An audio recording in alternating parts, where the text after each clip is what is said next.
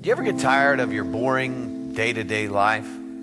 I know I do. I should say that I did. Then I decided to do something about it. You see, conventional wisdom says that you live your life and then your parents die and they give you whatever they have left over, an inheritance. I'm sorry, that just wasn't good enough for me. So I decided to do something about it, you know? I want my money right now.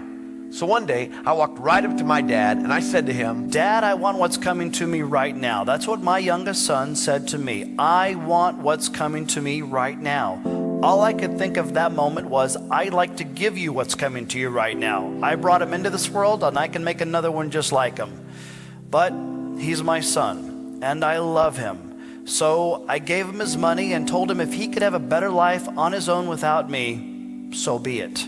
He packed his bags, and the next thing I knew, I was out of there.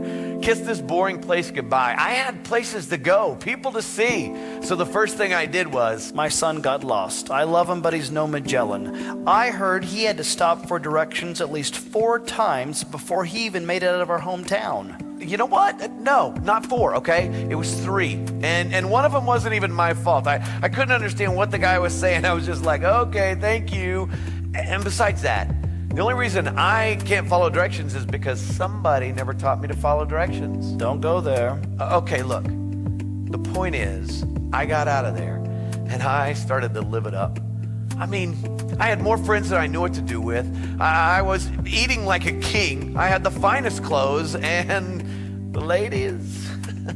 What can I say about the ladies? I can say something about the ladies. They were women, but they were not ladies. Okay, you know what? Never mind. The thing was, life was good. Until my son's money ran out, around the same time a recession hit our country. There wasn't any work to be found. I mean, I tried. I really tried, but there just weren't jobs. Eventually, I found a job. It wasn't bad. It was a manager's position. It was an associate position at the... Okay, I was a bacon preparation assistant. Which means? I fed pigs.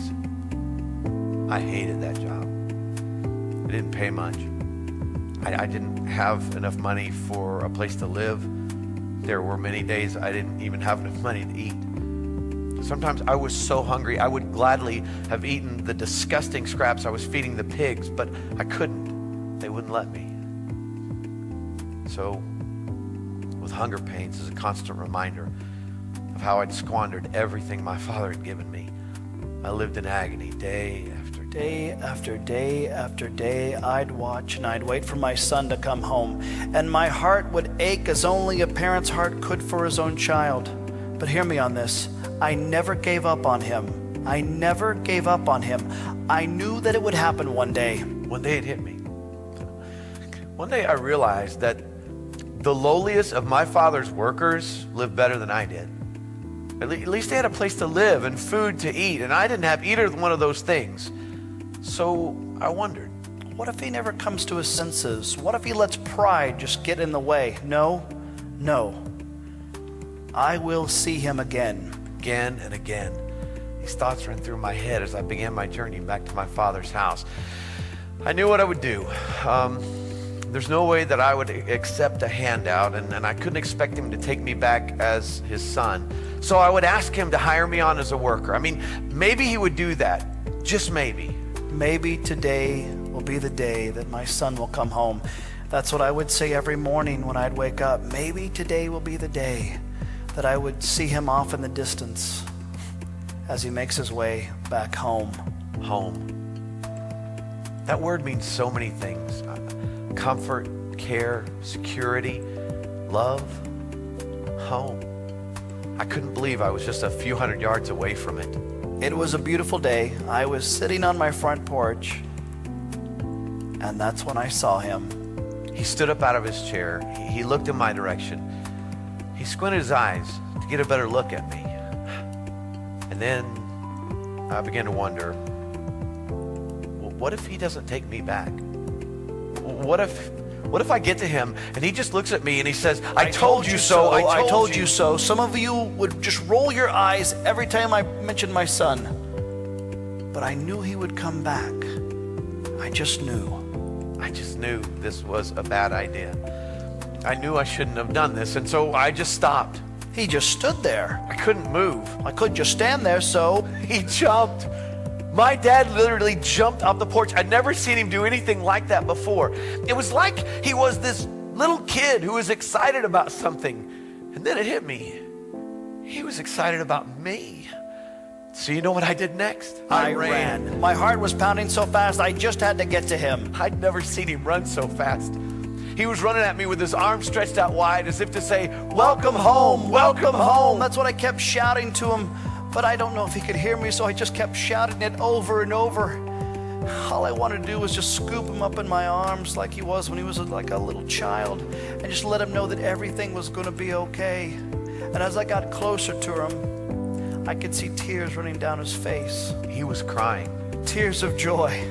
And you know what my son did next? I jumped.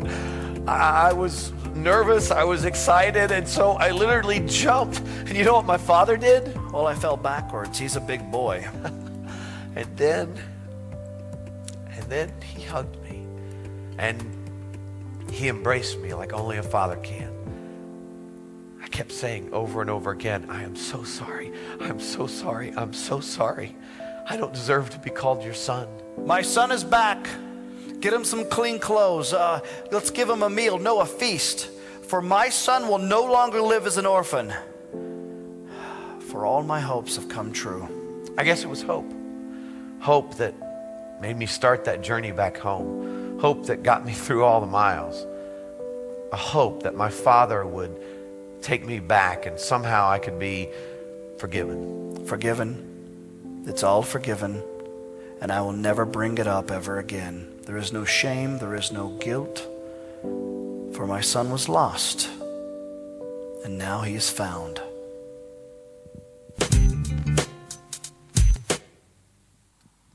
So as you might have noticed by now, tonight's talk is on God the Father. So if you were hoping it was on the Godfather, then it's your time to probably try and sneak out the back.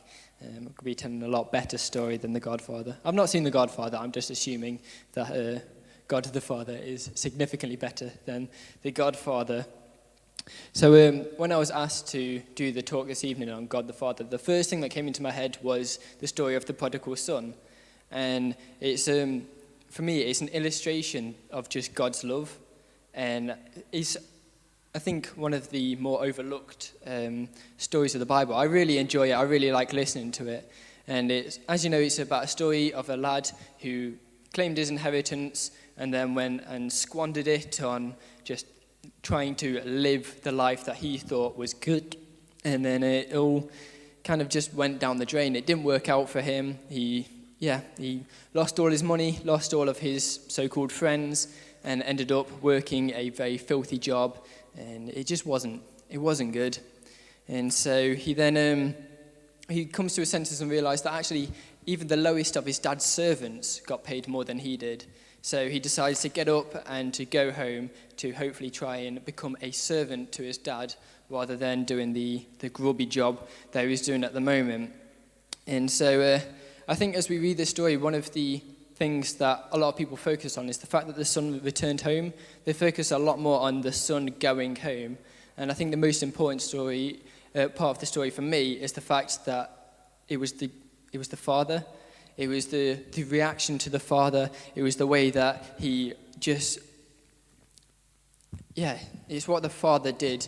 And it's obvious that a parent longs for a child to come home if they've been away for so long and they don't have any contact with them. But it's the father's reaction that I think is astounding. He was sat watching. The father each and every day was sat and he was watching for his son. He wasn't going off doing other jobs. He wasn't carrying on with his life, or he wasn't trying to fit something else in to take his mind off his son. He sat there and he waited each and every day. Verse 20 says, "But while he was still a long way off, his father saw him and was filled with compassion for him. He ran to his son, put his arms around him, and kissed him." And it's the fact that he got up and ran. His father saw him from a long way off. He was searching. He wasn't sat there looking around, sort of waiting for his son to come to him. He got up and he ran. He jumped up out of his chair and he legged it as fast as he could with his arms wide open, with no hesitation. And instead of waiting for his son to apologize to him, come back begging on his knees or anything like that, he just threw himself on his son, wrapped his arms around him and held him so tight. And I think it's just an absolutely incredible imagery. And he got him his best clothes. He got him a fine ring. He then gave him a feast. They killed the fattened calf that they had been saving for a really special occasion. And the father went and killed it for his son because he had returned. Verse 24, "For this son of mine was dead, but is alive again. He was lost and now is found." So they now began to celebrate. Jesus told this story to illustrate God's love to us. It's the only time in the Bible that God is described as running. And he's not running away from something. He's not running because he can. He's running for us. He's running to his children. Now, I don't know whether you realize, but back in that day, back in that culture, for a man of his status, for a man of his power to have got up and to run, it was unheard of. You never heard of a man getting up and running to anything. But the fact that this father, completely undignified, got up and he ran to his son with arms wide open. Now, how do we know that God is our Father? I think John 1, so the start of the book of John, is a great example of this. So verses 6 to 13. "There was a man sent from God whose name was John. He came as a light to witness, to testify concerning that light, so that through him all might believe. He himself was not the light. He came only as a witness to the light. The true light that gives light to everyone was coming into the world.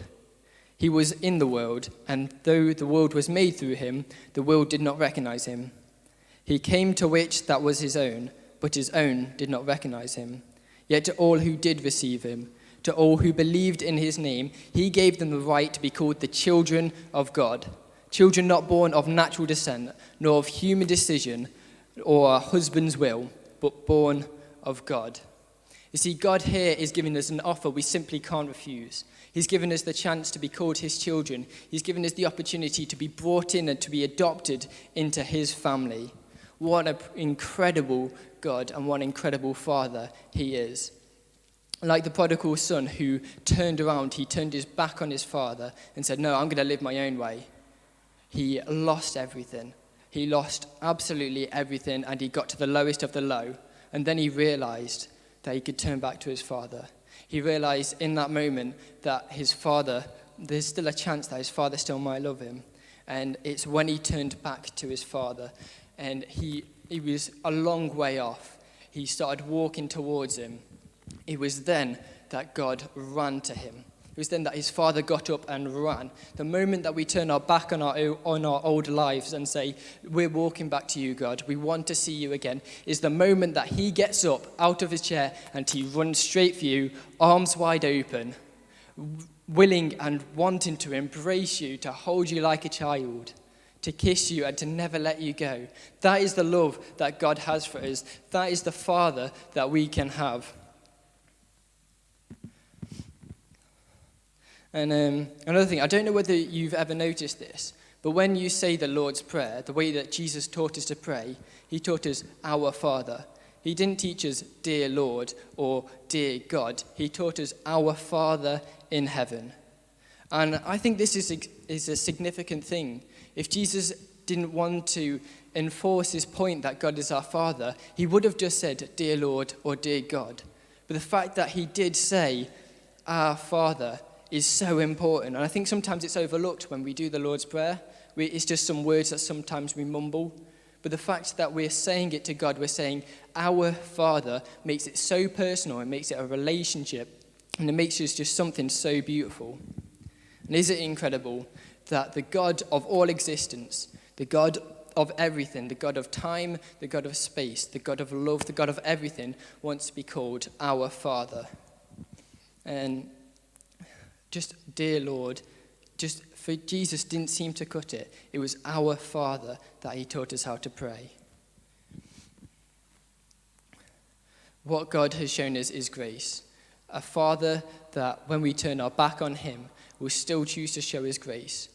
Yes, sometimes we mess up and he will say, look, you've messed up here, you need to sort this out. But he will still accept us. He will never turn his back on us. He will never desert us, and he will always love us, and he will always want to be with us. That is an incredible Father, and that is just such amazing grace. The fact that we have a Father that we can always turn to, who is the God of wisdom. So when we're in times of trial, we can turn to him and say, Lord, we need you. I need your help. And he will give us the wisdom. He will help us through the toughest of situations. That is the Father that we have. And I think it's so beautiful, the fact that we can mess up. The fact that as humans, we are prone to messing up. It's basically since Adam and Eve ate the apple, that's who we are. We mess up. And yet God, no matter how far we mess up, no matter how far gone we are, no matter how far we try and walk away, like Jonah, no matter how far we run, he will always send something to turn us back to him. For Jonah, it was a huge fish. I don't suppose God would use a huge fish to turn us back to him. But it could be something small, it could be something large. But God always wants to try and turn us back to him. He always wants to hold us. He always wants to be with us. He never wants to let us go. He will always pursue you. He will always love you. And yeah, I can't stress enough, that's the amazing love, that's the amazing grace that God has shown for us. And that's the Father that we have. And throughout the Bible, God is known as the Father. He's known as the Godhead. And a few months ago, we had a preacher who said that God has a motherly figure, is like a motherly figure as well, which is true. God is loving. He's compassionate. He wants to know about you. He wants to know you more. He wants to know you deeper. He wants that intimate relationship with you. But he's the Father who will always stand with you. He still wants to get to know you. He still wants to be a part of your life. And he wants to walk life with you. I always turn back to the story or the poem, Footprints in the Sand, because that is one of my favorite illustrations as God the Father. So if you don't know what Footprints in the Sand is, it's basically a poem about a man who's walking along the beach and he sees two sets of footprints. He's dreaming, and it's him, he's walking through God. And in the sky, he can see his life going in front of him, going across. And in the deepest and the darkest points of his life, he only sees one set of footprints. And so he turns around to God and says, where were you? In the times where I needed you most, the times where I was at my lowest, the darkest times of my life, the points that were so hard, where were you? Why weren't you with me? Why was I on my own? Why did you leave me? That's the point that God turns around to him and says, my child, I did not leave you. I did not forsake you. That one set of footprints, they were mine, because they were the times that I carried you. There were times that I picked you up and I held you, and I was the one that carried you through the darkest times of your life. He was with us in the good times. He was walking with us. He was talking to us. In the darkest times, he picks us up and he carries us. He carries us through the storms, through the darkest times of our lives. He is always with us. He is always leading us. He is always guiding us. He never wants to leave you, and he never wants you to leave him. That is the perfect illustration of a father. Someone who's in the hardest points of your life can pick you up and say, come on, let's do this. The other day in assembly, we were showing the video of the Olympian. He was quite injury prone, and he was doing the 400-meter sprint. And so he was on the last home straight. He was in first place. He's running, and then his muscle in his leg goes, and he collapses. And suddenly this man runs onto the track, and the security are trying to stop him. They're like, no, what are you doing? He pushes them out the way, and the athlete is there on the floor. He can hear this man shouting, it's me, I've got you, I'm going to carry you. And it's his father. This man, his father runs onto the track, and he picks him up and says, we're going to finish this race. Because this guy, it was his dream to be in the Olympics. It was his dream to win a gold medal. But in the semi-finals, he lost it. He was injured, but his father ran onto the pitch. He picked him up, and he walked with him over the finish line. His son was crying, saying, no, I'm so embarrassed, please. But his father still carried him. He still took him. He still walked with him. He held him, and he carried him across the finish line. That is the image that Jesus portrays in the prodigal son. The moment that we need our Father the most, he is there. and he loves us, and he always wants to be with us. He always wants to walk with us. He always wants to guide us and lead us and carry us through the storms and through the darkest parts of our lives. And yeah, that's what I have for this evening on God the Father. So what I want you to take away from tonight is the fact that you are never alone, that God is always with you. He never left your side. He will never abandon you, no matter how far you mess up, no matter how far you run. He will never leave you, and he will always be waiting. He will always be sitting, watching for you to return home. And the moment you turn your face back towards him, the moment you say, Lord, I need you, Father, help me, he is there. He is running with arms wide open to embrace you, to pick you up, to carry you across the finish line. So yeah, I'd like to, I'm just going to finish with a prayer. Our Father in heaven, Lord, you are God and you are our Father. I thank you that you are with us in the deepest and darkest times of our life. I thank you that you never left us, you've never forsaken us. I thank you that you sent your Son Jesus to die on a cross for us, so that we can be with you, so that we can have that intimate and personal relationship with you. I thank you, like the story of the prodigal son, that no matter how far we walk away, how far we try and run, you are always there with us. You are always there waiting for us to turn back to you. And I thank you that you run towards us. The only time in the Bible you're described as running is towards us. And I thank you, Father. I thank you that you are with us, you have never left us, and that you love us so, so much. You are an awesome and amazing God. Words can't describe how much we love you. Thank you, Father. Amen.